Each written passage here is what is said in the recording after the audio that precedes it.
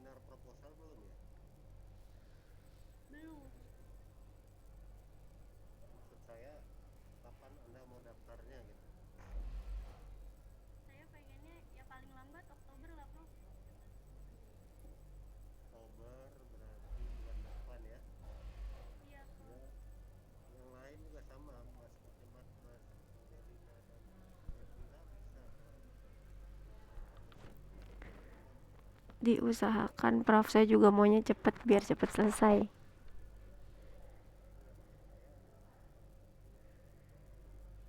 saya model yang Iya udah. nanti tolong di WA di grup ya kalau individu karena kalau satu-satu nanti kebaca cepet kebaca Iya, Prof. nanti bisa minta tolong Mas Angelina Mas Muhammad supaya cepat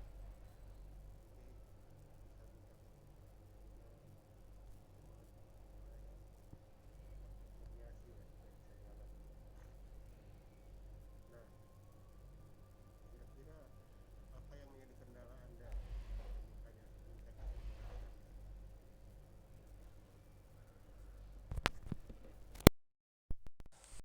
Stuck di awal banget, Prof. Soalnya variabelnya ada yang susah buat dicari, nggak ada referensinya. Itu gimana buat nulisnya ya? Mas Muhammad, suara kamu agak kecil ya Mas Muhammad ini. Ya mic-nya agak No, jelek. oke. Kenapa? Silakan. Jadi kan saya ada nyari buat referensi buat variabel saya, cuman kayak di Scholar itu ada yang nggak ada gitu loh, satu. Nah, coba judul keseluruhannya apa, Mas? Judulnya kan pengaruh independensi akuntabilitas terhadap kualitas audit ya, dengan time pressure management sebagai variabel pemoderasi. Nah, saya rasa banyak itu Mas Muhammad. Ya, nggak cuma buat bagian dari akuntabilitas ke arah time pressure-nya itu nggak nggak apa ya, hampir kayak nggak ada gitu loh. Yang lain Jadi, ada kayak independensi ke time pressure budget ada, cuman kayak pas akuntabilitasnya dicari nggak ada buat referensi. ya justru kalau nggak ada itu disitulah novelty kamu. Jadi bagus. Nanti begini Mas, tetap jangan putus asa. Tapi yang paling penting begini, kamu bisa nyari dari literatur OECD Mas. OECD ya. Apa literatur apa, Prof? OECD. OECD. UE. Nah, OECD ya. Nah di situ jelas ya. Kemudian dari ISA ya, International Standard Audit ya. Nah di situ ada pengertian-pengertian yang bisa kamu ambil. Walaupun tidak harus persis sama, tapi kamu kan bisa tafsir maknanya apa. Ya dari ISA ya, International Standard Audit, atau dari OECD ya. Itu bisa kamu cari nanti Mas, supaya dia bisa jalan ya. Begitu Mas. Ada lagi? Di situ sih, Prof.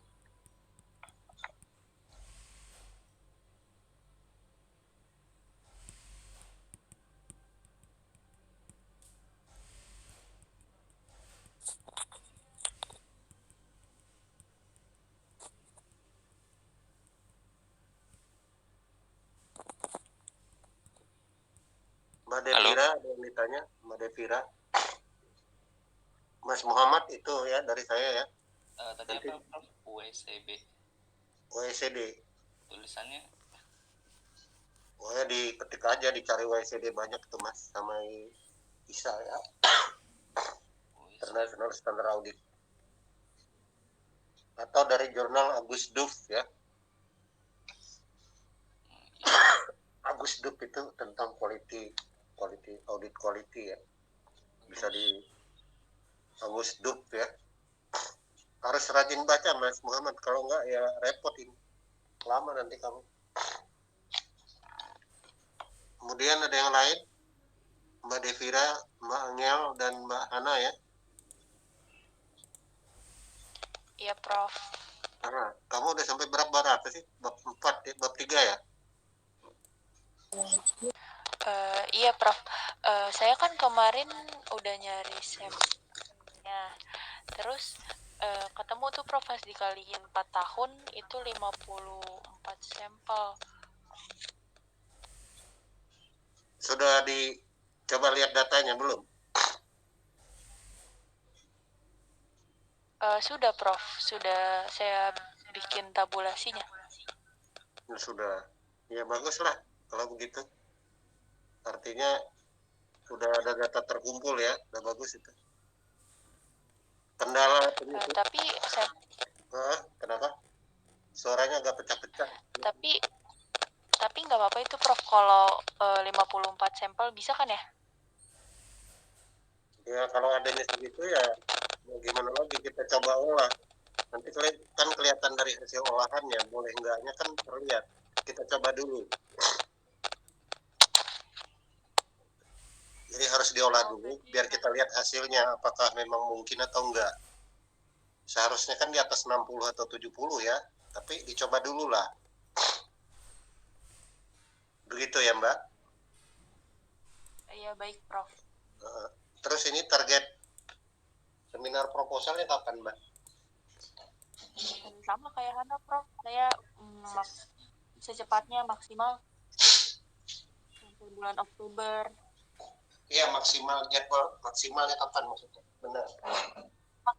Maksimalnya sampai bulan Oktober, Prof. Iya. Jangan Iya, putus-putus. kalau bisa. Jangan putus-putus kayak kemarin ya, supaya bisa berlangsung, Mbak. Gitu ya. Iya, Prof. Oh ya, Mbak, terima kasih. Sekarang Mbak Hana ya. Mbak Hana gimana kamu? Iya, Prof. Saya insya Allah udah siap semua sih. Kalau siap semua berarti udah bagus toh. Artinya jalan ya. Iya, Prof. Jalan. Alhamdulillah. Ya syukurlah, yang penting jangan lupa buku panduan ya. Disesuaikan dengan buku panduan ya. Iya, sudah yang baru, Prof. Iya. Terima kasih. Iya, Terus Pak. yang berikutnya Mbak Angelina, gimana? Saya lagi di tabel data, Prof. Udah mau ke bab 3. Bukan, maksud saya target paling lambatnya kapan? Paling lambatnya maunya sih sama kayak Hana, biar bareng aja. Saya lagi kejar biar cepet. Iya, kapan itu? Oktober kan? Oktober kan sebentar lagi, Iya, udah 2 minggu lagi, Mbak.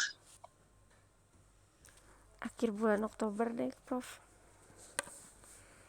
Kalau akhir kelamaan karena banyak orang juga yang ngantri, nanti Anda nggak kebagian.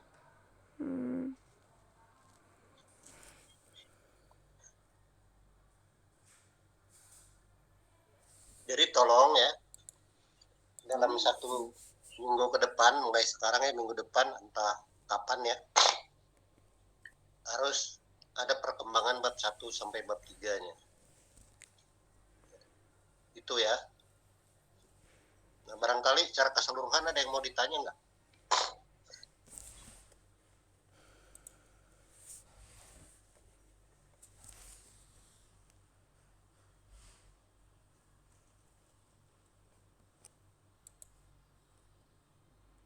Nah, kalau tidak, saya agak jelas, mohon maaf. Saya akan jelaskan bagaimana nyusun ya. Nanti kamu cek kalimat Bu ya. Dicek semua. Cek semua apa yang sudah kamu tulis ya, cocok apa enggak ya. Mas Muhammad juga sama ya. Iya, Yang pertama skripsi skripsi itu ya, skripsi itu dari awal sejarahnya sebenarnya, dan menurut buku panduan ya, itu adalah sebuah tulisan ya. Skripsi itu artinya tulisan dari kata scriptum ya. Skripsi itu dari bahasa Latin scriptum, artinya tulisan ya. Jadi kalau Anda menulis, tiap kampus, tiap jurnal yang kamu citasi, yang kamu lihat, pasti ada gaya-gaya tertentu yang berbeda satu sama lain. Itu harus dipahami pertama. Jadi skripsi itu membutuhkan buku panduan. Nah, itu ya. Entah panduan lama atau baru, saya tidak tahu yang dipakai yang mana ya. Tetapi buku panduan itu adalah cara kita menyusun ya. Misalkan saya mulai dari cover Anda buat ya. Cover itu ukuran hurufnya harus sesuai standar ya. Jadi jangan tidak mengacu pada panduan, apakah berubah atau tidak saya kurang tahu, nanti tolong dicek ya, apakah masih sesuai buku panduan atau tidak. Jadi skripsi itu karena tulisan, maka harus memenuhi ketelitian menulis. Pengalaman saya membimbing ini bukan hal baru, tapi umumnya ketelitian menulis itu agak kurang ya, agak memprihatinkan, karena barangkali bukan cuma Anda ini masalah keseluruhan ya, nggak teliti menulis ya. Tulisan itu nggak jelas kemana-mana ya, karena tidak mengacu pada buku panduan.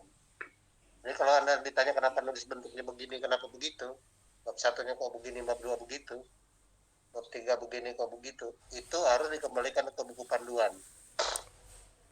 Contoh ya, ukuran huruf. Kemudian bab 2-nya, misalkan kutipan langsung, tidak langsung, itu dilihat dulu ya. Jangan tidak sesuai panduan, itu nanti menjadi masalah di belakang hari ya. Jadi yang paling pertama, kunci dari saya paling minimal itu, kalau Anda nyusun harus sesuai buku panduan. Misalkan kalau ada abstraknya sesuaikan buku panduan. Itu kalau masih proposal biasanya cuma dua paragraf ya. Kalau udah hasil dia 3 paragraf. Kemudian ada keyword, jangan lupa perhatikan ya. Nah, karena itu jangan sampai ada gangguan dalam penulisan ya. Nah, pertanyaannya bagaimana menulis yang baik, kan itu pertanyaan berikutnya. Coba diperhatikan ya, seluruh awal kalimat, kalau Anda nyusun kalimat, jadi awal paragraf, itu harus disusun SPOK-nya. Misalkan pendahuluan begitu. Itu awal kalimatnya harus ada kata subjek dulu.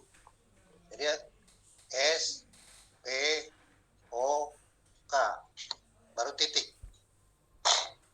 Setiap awal paragraf harus begitu. Jadi ada subjek, ada objek. Itu dulu, SO dulu tentukan ya. Kemudian tahap berikutnya tentukan predikatnya apa. Baru terakhir adalah keterangan. Itulah struktur berbahasa yang baik dan benar. Jadi lihat bab 1 Anda coba. Pendahuluan ya. Awal kalimat Anda itu udah SPOK atau belum?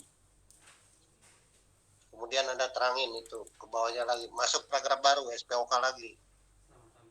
Bab berikutnya, masuk paragraf baru, SPOK lagi. Lanjutan kalimat dari SPOK itu loh, Anda tergantung mau menjelaskan subjeknya, mau menjelaskan predikatnya, atau objek atau keterangan.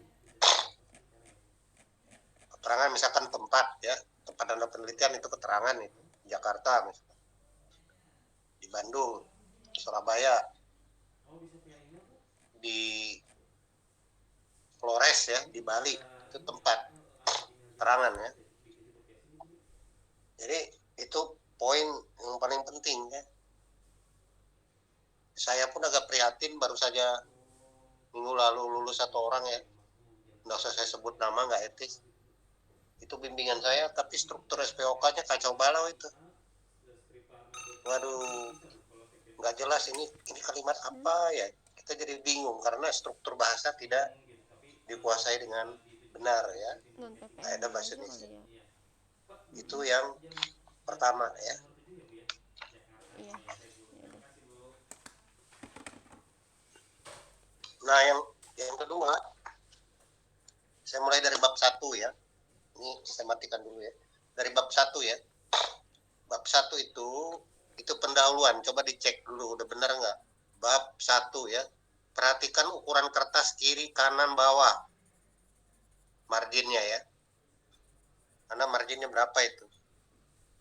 Batas kiri, batas kanan, batas bawah. Kemudian halaman Anda taruh di bawah atau di atas. Kemudian halaman itu dirubah hurufnya, jangan pakai Tahoma atau Turbojet atau Arial, tapi pakai New Time Roman. Itu suka halamannya, kalau kita lihat ini kok beda halamannya ya. Itu harus diubah nanti. Nah, bab 1 itu jarak kalau Anda ganti spasi itu harus pas. Harus di anu kertasnya dulu.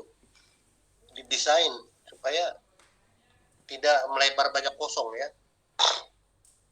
Tidak melebar banyak kosong. Nah, apa isi bab 1? Sekarang dicek ya. Dicek isi bab 1 itu apa. Bab 1 itu latar belakang yang paling umum. Latar belakang itu apa? Itu menjelaskan dari hal-hal umum ke hal-hal khusus.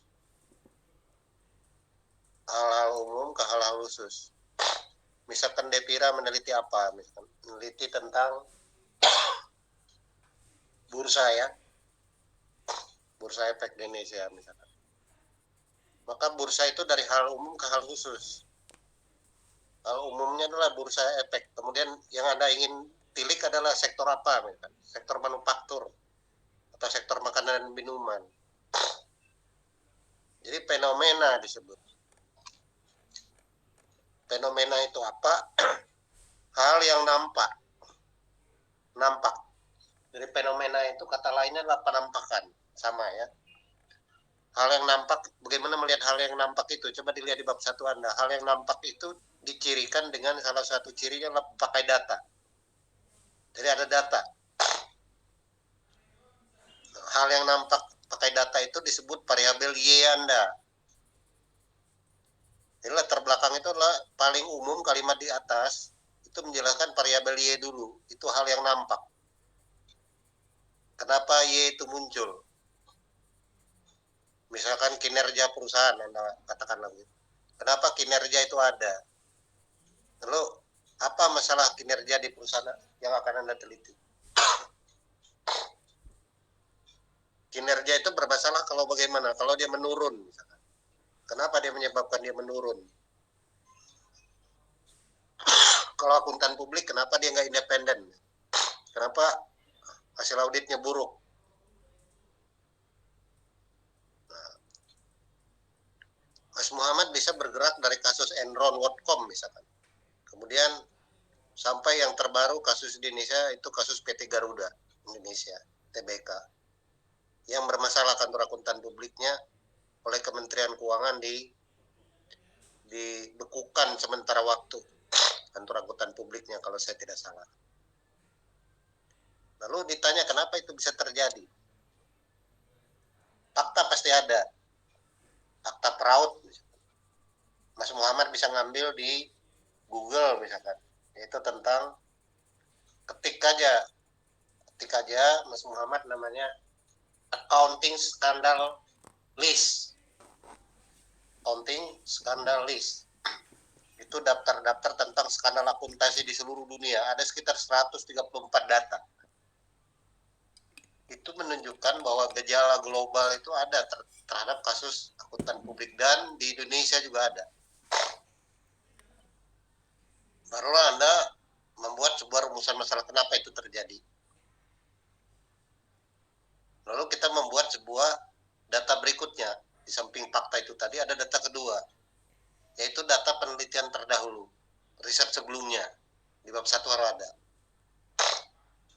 Lalu Anda mengatakan, riset A misalkan mengatakan faktor yang mempengaruhi independensi auditor itu karena ada skala perusahaan. Jadi kalau perusahaan besar, ada dua pendapat. Kalau perusahaan besar, ada yang mengatakan sulit diaudit, ada yang mengatakan gampang diaudit. Itu disebut masalah. Yang menyebut gampang diaudit karena struktur pengendalian tata kelolanya udah baik. Jadi lebih mudah diaudit. Tapi ada yang mengatakan sulit diaudit karena dia perusahaan besar. Jadi lebih rumit, lebih berpotensi untuk menghadapi risiko yang lebih besar. Maka di latar belakang itu, untuk menghasilkan sebuah fenomena, harus ada dua sudut pandang ya. Coba dicek tulisan Anda. Sudut pandang pertama itu adalah data tentang unit penelitian Anda, PT Anda, sektor yang Anda teliti. Yakinkan itu ada masalah.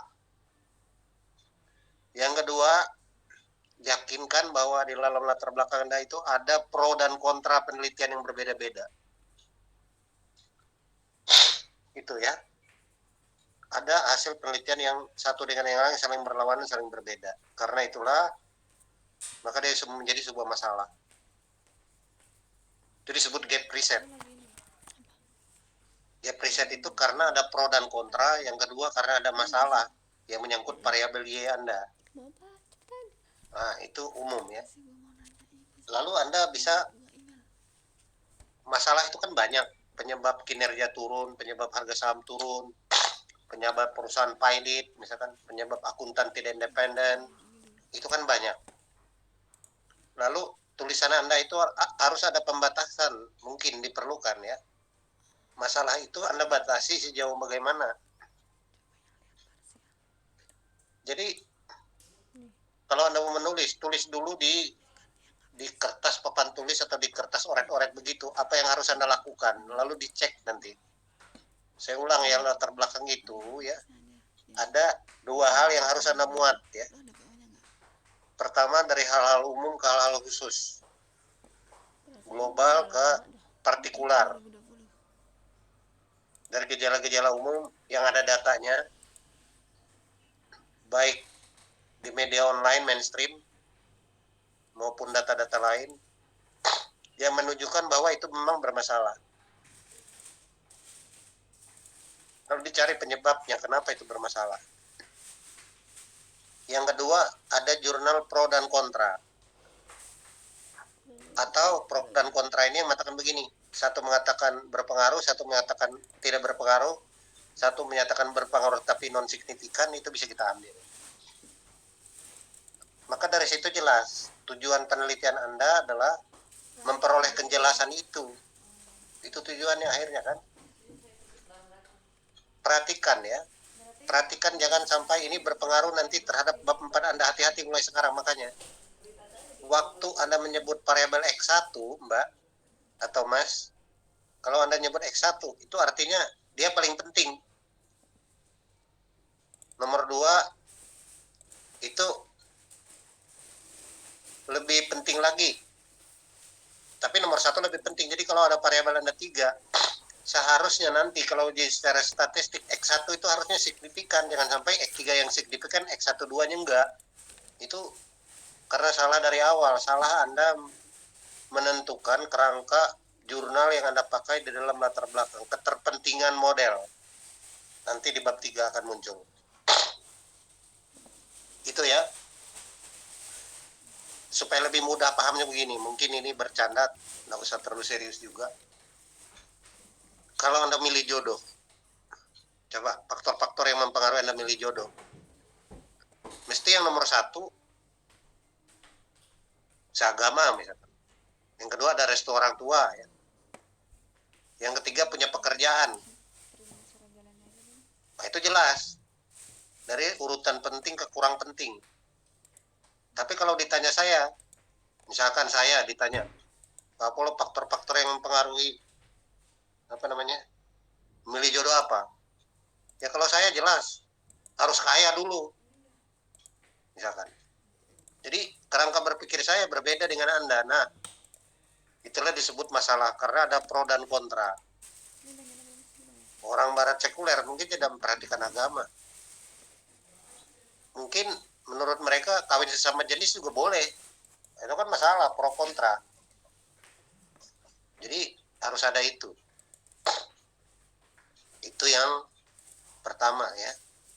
Nah, ketika Anda membuat rumusan masalah, perhatikan itu mulai berlaku konsistensi nanti.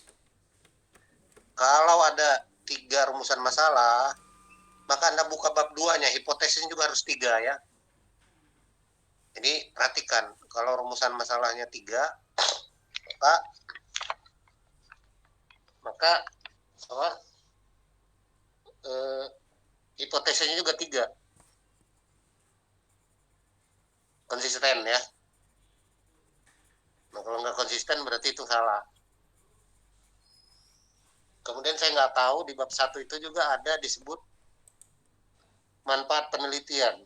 Nah, di manfaat penelitian ini, ya, kalau kita lihat, kegunaan penelitian itu ada 2. Kegunaan akademik dan kegunaan guna laksana.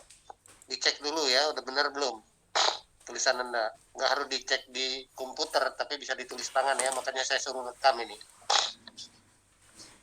Nah, kegunaan akademik itu apa? Kalau akademis pasti dia kegunaan teori. Maka lihat variabel Y Anda, itulah teorinya. Kalau Anda variabel Y-nya adalah kinerja, maka tujuan akademik atau teorinya adalah ingin menguji teori kinerja itu menurut siapa dalam penelitian ini. Kemudian untuk kegunaan guna laksana atau kegunaan praktis, itu setelah Anda meneliti, nanti saran Anda kepada organisasi itu apa? Itu muncul di bab 5. Jadi ada kaitan mulai sekarang Anda harus tanam itu. Guna akademik dan guna praktis. Itu 2 hal yang harus tidak boleh dilupakan. Nanti akan orang tanya di bab 4. Yang Anda tulis itu akan ditanya di bab 4. Benar nggak teori yang Anda uji ini terbukti? Nah, bagaimana melihatnya?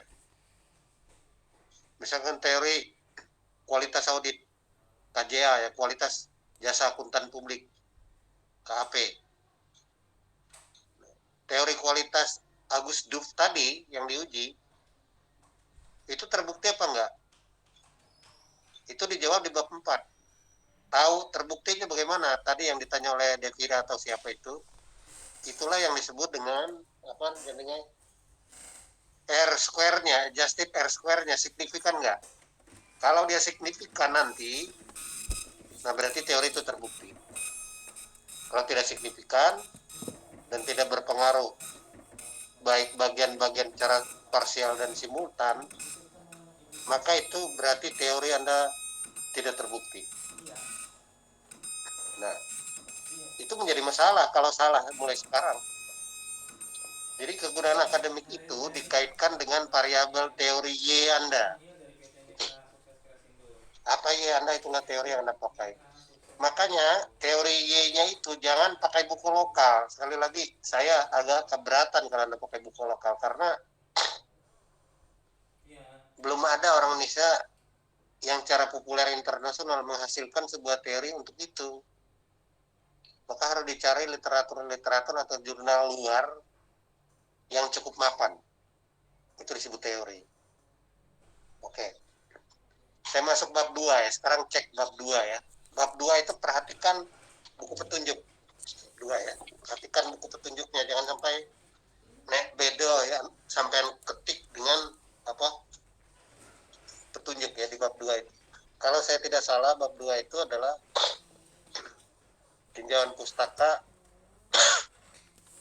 prarangka pemikiran dan hipotesis. Itu yang lama petunjuknya, nggak tahu yang baru bagaimana. Nanti disesuaikan dengan buku petunjuk baru ya. Judul bab 2 itu. tinjauan pustaka, kerangka pemikiran dan hipotesis. Nah, ketika Anda membuat 21, itu tinjauan pustaka Anda apa? Mulai dari mana? Mulai dari payung penelitian Anda. Payung penelitian Anda itu adalah variabel Y Anda. Mulai dari situ deh. Misalkan apa? Devira, variabel Y-mu apa? Financial distress, Prof. Nah, financial distress. Maka 21 itu yang muncul financial distress pertama kali teorinya. Sekarang Mas Muhammad, teori apa? Y-nya. Kualitas audit. Nah, berarti kajian pustaka yang pertama adalah KA, kualitas audit. Mbak Angelina, variabel Y-nya apa yang pertama? Supaya nggak salah ini. Opini going concern. Opini Opini audit. going concern. Iya. Nah, berarti Anda bisa mulai dengan opini audit. Lihat standar auditnya ya. Kemudian Mbak Hana apa? Opini audit going concern. Ya. Jadi ada 3 orang menggunakan teori audit, 1 orang Mbak Devira menggunakan teori keuangan, tapi sudut pandang financial distress. Nah, financial distress itu banyak teori yang bisa Mbak Devira pakai ya. Yang paling tua misalkan pemikiran dari hasil penelitian yang cukup mapakan, namanya William H. Beaver, kemudian Olson. Kemudian tentang prediksi kepailitan, Altman ya. Udah ada 3 teori yang bisa dipakai. Itu semua menjelaskan. Jadi jangan pasang variabel X1 di awal tinjauan pustaka, nggak bisa. Yang dipakai itu adalah payung risetnya Y-nya itu. Nah, pertanyaannya adalah satu konsep teori yang Anda pakai tadi itu berapa literatur kalau ditanya? Boleh buku, boleh jurnal tentu saja ya. Boleh buku, boleh jurnal. Minimal rata-rata 3 atau 4 satu konsep itu. Jadi kalau ada variabel Anda 4 kali 4 berarti harus ada 16 buku atau jurnal dari tiap-tiap variabel itu. Kalau ada Y-nya 1, X-nya 3 berarti ada 4 seluruh variabel. 4 variabel 4 kali 4 ada 16. Kalau bisa, waktu Anda menulis itu diurutkan bukunya yang dari tahun muda ke tahun tua. Coba dicek. Sekarang yang paling tua Beaver, kemudian nanti Olson, kemudian lagi Altman. Itu diurutkan. Buku-buku audit cukup banyak, baik yang lokal maupun yang luar, yang bisa Anda pakai untuk itu. Jadi teori itu adalah sesuatu yang mapan. Kalau ditanya apa itu teori, teori adalah sesuatu yang sudah terbukti empiriknya. Berulang-ulang diteliti orang dan faktanya ada. Misalnya kita bicara kepailitan, ya pilot itu udah pasti ada, namanya perusahaan, orang menyebutnya bankruptcy, udah pasti ada. Opini audit going concern udah jelas ada, namanya opini audit with explanatory paragraph, atau opini yang disebut dengan wajar dengan paragraf penjelas. Itu udah ada dari dulu, udah mapan teorinya. Secara teori ada, secara fakta ada. Secara berpikir rasional, secara fakta ada. Maka disebut dia sebagai teori. Teori itu bersifat deduksi. Karena itu kurangi kalau bisa untuk variabel Y menggunakan buku-buku lokal kalau bisa. Kalau variabel X-nya ya nggak apa-apa lah. Tiga lokal, 1 luar ya. Sama dengan yang lain ya. Teori itu dibaca apakah cara mengutipnya langsung atau tidak langsung ya. Diperhatikan ya. Ya kalau bisa jangan banyakkan kutipan tidak langsung. Itu sih repot. Ya paruh-paruh nggak apa-apa lah Anda S1. Tapi ya 2 misalkan langsung, 2 tidak langsung nggak apa-apa. Kemudian yang berikutnya saya masuk ke penelitian sebelumnya atau riset terdahulu ya. Nah, riset terdahulu ini begini ya, saya pesankan satu hal penting di sini. Tolong perhatikan teman-teman semua ya di sini ya. Karena waktunya terbatas, saya harus layani orang banyak juga supaya tidak meleset. Waktu Anda membuat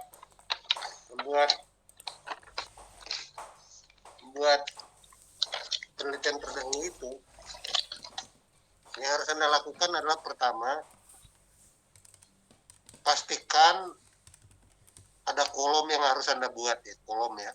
Kolom misalkan nomor, nama peneliti dan judul ya, kemudian tahun, kemudian hasilnya ya, variabel dan hasilnya. Nah, yang diperhatikan itu begini, jangan sampai salah memalukan ya.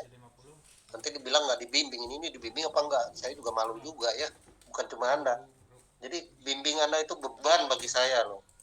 Bebannya apa? Beban moral. Perhatikan, yang boleh Anda masukkan ke tabel itu adalah yang ada variabel Y Anda sama. Jadi jangan yang X-nya, Y-nya. Jadi kalau Anda tadi meneliti tentang opini audit, maka yang dipakainya Y-nya. Y opini auditnya. Kalau Anda financial distress, ya financial distress-nya. Semua yang ada Y-nya, bukan X-nya. Jangan dimasukkan X financial distress, nggak cocok. Atau penelitian terdahulu adalah opini audit, nggak cocok. Anda harus mencari yang Y-nya sama dengan Anda. Perhatikan ya. Awas salah nanti. Kalau salah, saya nggak tanggung jawab ini. Nanti nggak bisa kita cocokkan ke bab 4. Kalau itu salah. Bab 4 nanti nggak match dia. Pusing. Ya. Yang kedua, perhatikan bahwa memang ada kecocokan jurnal itu dengan judul Anda. Artinya sinkron nama variabelnya, kemudian apa jadinya X1, X2-nya, ya boleh dia sampai X6, Anda cuma 3 yang pakai ya.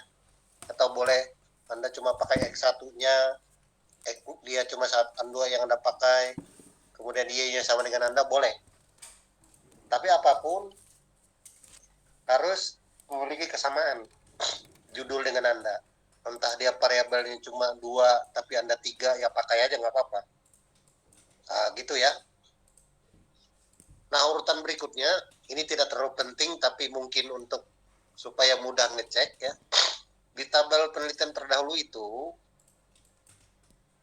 kalau bisa Anda urutkan dari tahun terbitnya jurnal dari tahun tua ke tahun muda. Maksudnya bagaimana? Misalkan Anda mulai dari tahun 2011 ya. 2012, 2014, sampai 2020-2021. Supaya terlihat perkembangan riset itu bagaimana. Itu disebut urutan tahun. Jadi kalau urutan tahun pertama ya bisa dari tahun ke 2011, jurnal ke 20 adalah 2021.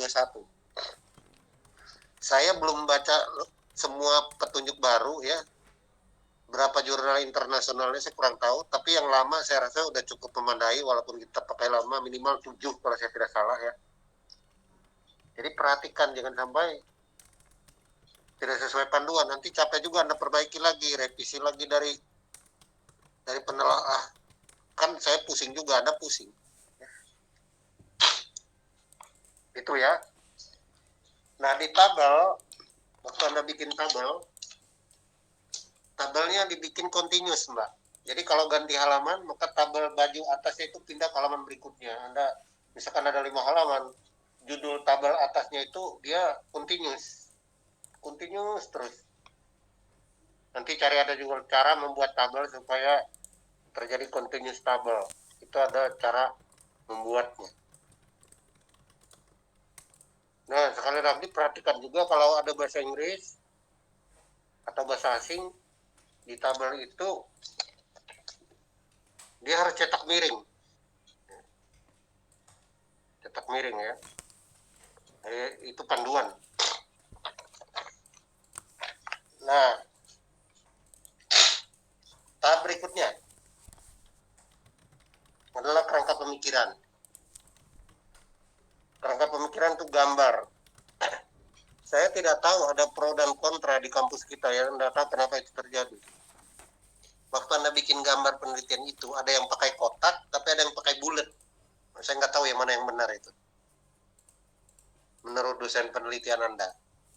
Kan X1 pakai kotak, X2 pakai kotak, Y-nya pakai kotak di sini, kemudian ada moderatornya di sini juga kotak.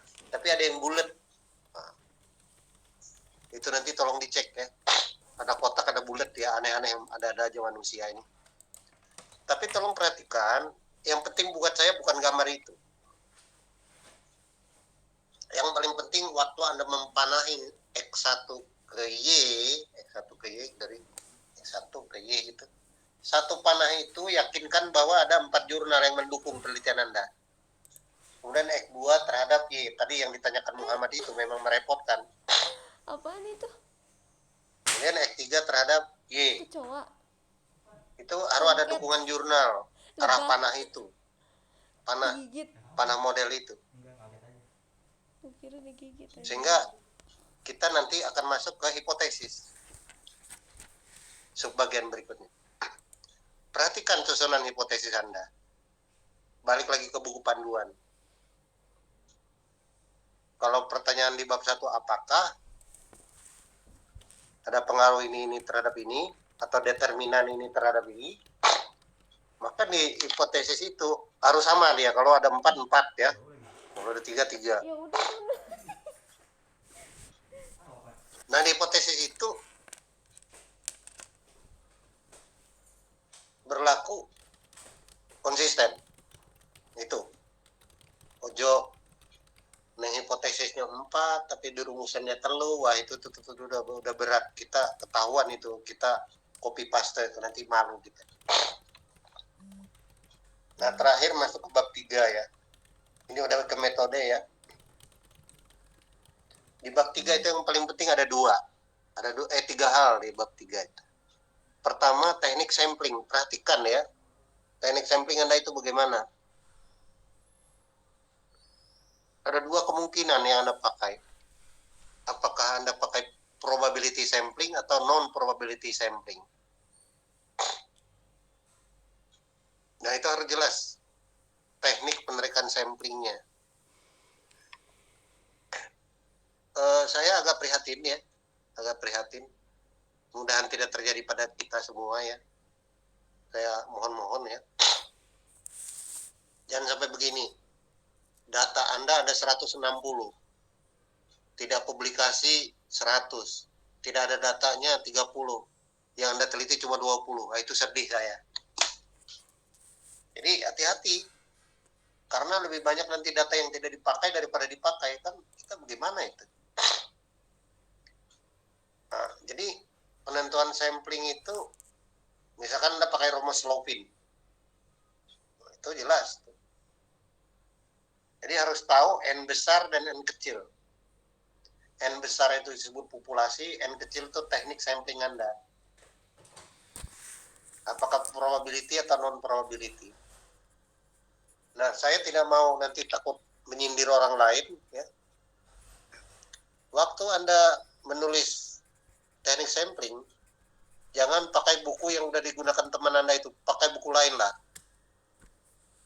Itu udah 20 tahun itu aja nama orangnya ya. Nggak tahu apakah memang orang baca atau enggak, tapi kok seluruh kampus kok pakai buku ini, saya juga bingung. Apa nggak ada buku lain ya? Nanti kalau bisa, Anda pakai buku William Zygmunt ya.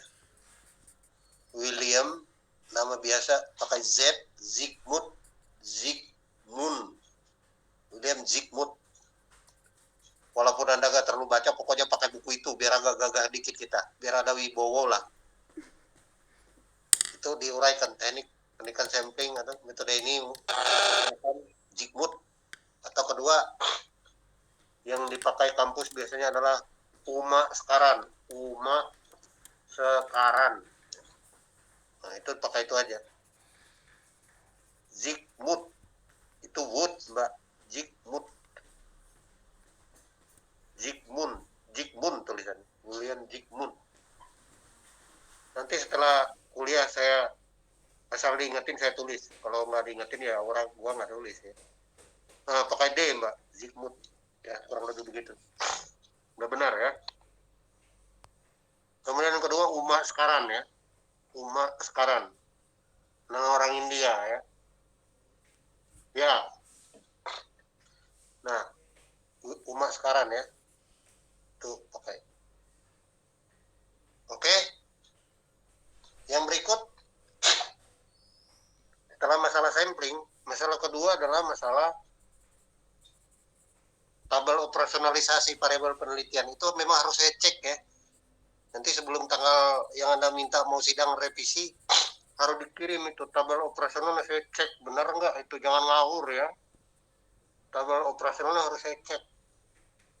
Sama tabel penelitian terdahulu itu harus saya cek, supaya ini benar ya. Jadi tugas Anda minimal ya 1 adalah penelitian terdahulu Anda kirim ke saya, 2 Anda kirim kerangka pemikirannya ke saya, 3 nomor ketiga Anda kirim ke saya adalah tabel operasional, operasionalisasi variabel. Ya. Boleh tulis tangan, boleh diketik ya nggak apa-apa, boleh di screenshot, pokoknya gua baca itu. Dan sampai salah ya repot.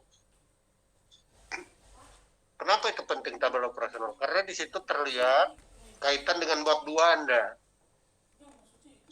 Waktu Anda ngomong financial distress atau opinion audit going concern atau kualitas audit, maka di tabel variabel, dimensi, indikator, skala pengukuran, sumber data, tadi itu kolomnya. Maka akan terlihat di bawah nama variabel Anda itu, misalkan financial distress atau opinion audit going concern, akan terlihat di situ ada nama orang yang diambil dari bab 2 tadi. Nama orangnya siapa? Supaya dia konsisten. Itu harus dikirim ke saya cek nanti. Apa sudah betul atau enggak. Jadi nanti kalau di variabel X1-nya ada 4 literatur, maka di bab 3-nya juga akan masuk dia. Nama orang itu terlihat. Itu menunjukkan bahwa Anda benar. Dan itu harus dikirim ke saya sebelum sidang ya. Jadi kurang lebih ada 4 atau 5 bagian ya. Pertama adalah kerangka pemikiran, coba saya cek ya, penelitian terdahulunya, kemudian operasional variabel. Ya. Nah,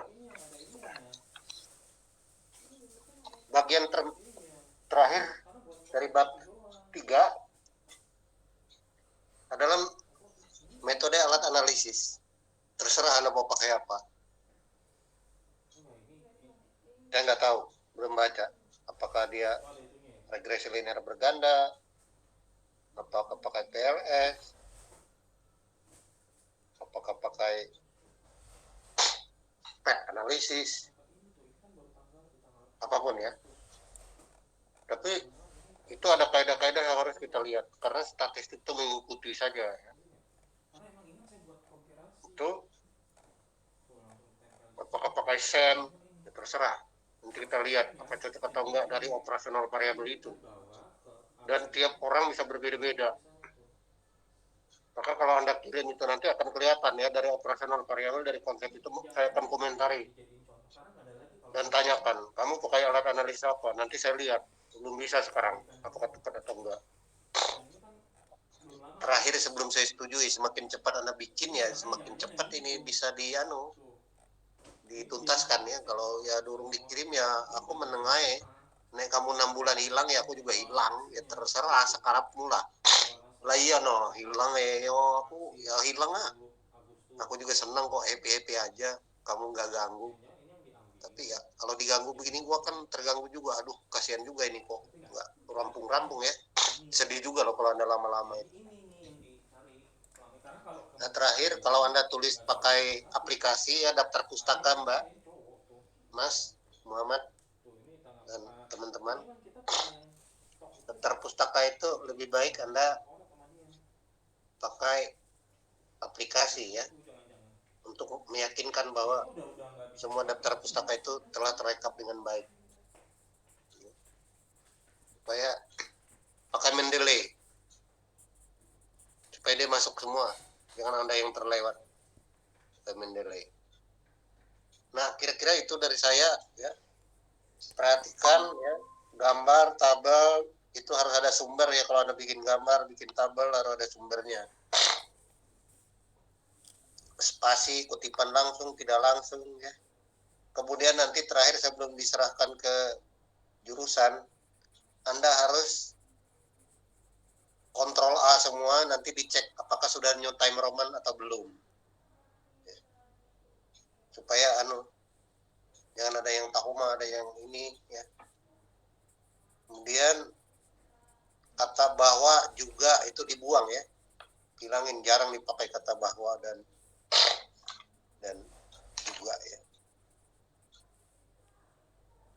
Nah, kira-kira itu dari saya ya. Cukup ya, karena ini mudah-mudahan setelah ini udah bisa saya setujui ya, setelah Anda kirim 4 lembar tadi. Saya kira udah pas 50 menit, lewat 2 menit, 52 menit saya udah ngomong, cukup pas 1 jam memang standarnya. Kalau ada yang mau ditanya silakan, kalau tidak ada saya berterima kasih. Siang pagi-pagi begini Anda masih sempat ya. Walaupun Anda kerja, saya juga kerja, layani orang juga sama. Tetap sehat, tetap semangat ya. Halo teman-teman, Angelina, Muhammad, Devira, ini yang mukanya nggak ada. Angelina dari tadi mukanya nggak ada, apakah orangnya di mana ya? Ada Prof di sini. Ini di kantor atau di mana Mbak? Iya, di kantor. Oh ya, ya kamu nyalain lah bentar aku lihat muka ya, biar rekom dikit lah. Daripada dibilang nggak ada, ini orang ini kok cuma gini. Sebelum saya akhiri, ini yang ada adalah apa namanya ini? Apa jadinya? Atasan meja kamu ini cuma lampu ini. Kamunya nggak nongol, orangnya maksudnya. Mukanya nggak ada Mbak. Oh ya, oh ini benar. Mana tahu palsu rekeningnya, akunnya ya. Ini benar ya. Ya, selamat tugas Mbak Angelina ya. Iya, Prof, makasih. Mbak Devira dan Mas Muhammad dan Mbak Hana ya, yang sudah berkenan memfasilitasi acara ini. Selamat, sehat, tetap semangat, jaga kesehatan ya. Dan saya akhiri, selamat pagi, sehat selalu. Terima kasih ya. Makasih banyak, Terima kasih Prof. banyak, Prof. Assalamualaikum warahmatullahi wabarakatuh. Waalaikumsalam. Terima kasih banyak, Prof. Ya, nah, saya live ya, izin.